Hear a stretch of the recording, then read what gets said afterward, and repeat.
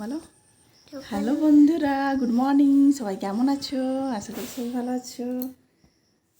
বলো, আমি রেডি হচ্ছি, এখন স্কুলে যাব। মা আমাকে রেডি করিয়ে দিচ্ছে। তুমি কোন স্কুলে পড়ো একবার বলে দাও। ইউকেজিতে। ইউকেজিতে তো পড়ো, ঠিক আছে, কিন্তু তুমি কোন স্কুলে পড়ো? স্কুলের নাম কি?